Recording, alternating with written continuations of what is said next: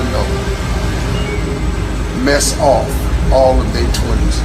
From 20 to 29, they just jack it off. They just jack off their 20s. They mess them up.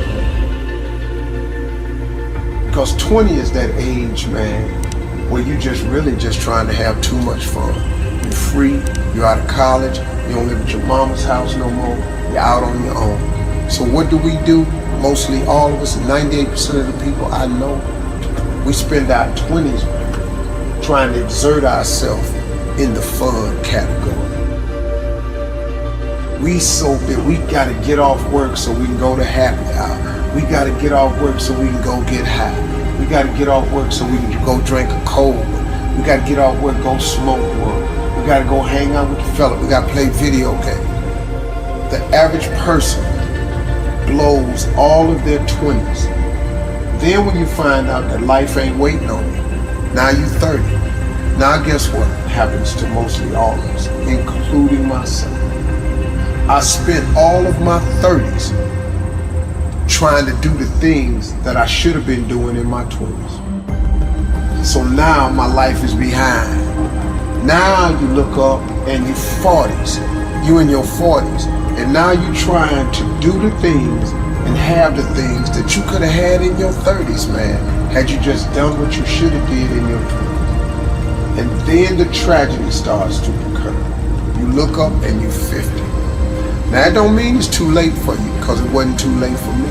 But you look up and you're 50, and now all of a sudden, all through your 50s, you trying to create and have a life that you could have created and had in your 30s.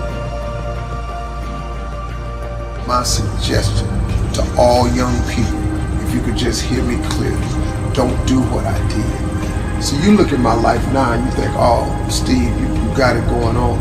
Man, you don't know how hard I made it on myself taking the route that I took. If I could start over again and change one thing, I would buckle down in my 20s while you're young and energetic. Alleviate some of that BS that you're so dedicated to. The 20s, man, you dedicated to the girls, the dudes, the video games, the clubs, the happy hours, that smoke, that drink, that freedom. You so, but in dedicating yourself to that freedom and that fun, man, you lock yourself out of the American dream. And it happens to 98% of the people. And the reason I know it is because it happened to me.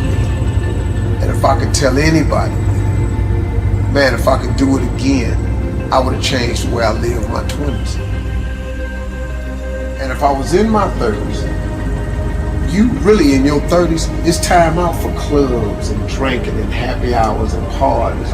In your 30s, you should just be about the business of your life. Because say what you want to say about me.